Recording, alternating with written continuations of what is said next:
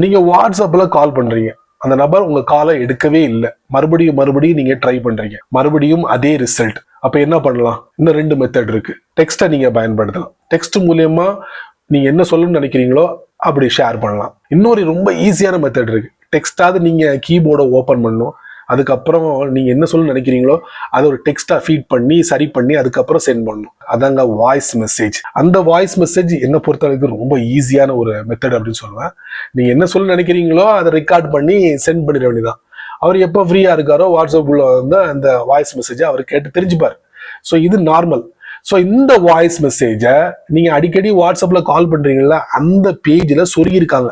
எங்க சொருகியிருக்காங்கன்னா, நீங்க அந்த நபருக்கு கால் பண்றீங்க, அவர் கால் அட்டன் பண்ணல, கால் அட்டன் பண்ணோன்னா நோ ஆன்சர்னு சொல்லிட்டு ஒரு பிரத்யேகமான ஒரு பேஜ் ஓப்பன் ஆகுமா, அந்த பேஜுக்கு கீழே பாருங்களேன், அந்த ரெக்கார்டு வாய்ஸ் மெசேஜ் அப்படிங்கிற ஒரு சிறிய பட்டன் நீங்க பார்க்கலாம். அங்கிருந்து கூட அந்த நபருக்கு வாய்ஸ் மெசேஜ் போடலாங்க. இந்த மாதிரி சின்ன சின்ன விஷயங்கள் நிறைய தெரிஞ்சுக்கணும் ஆசைப்பட்டீங்கன்னா வழக்கம் போல நம்ம சேனலை ஃபாலோ பண்ணுங்க.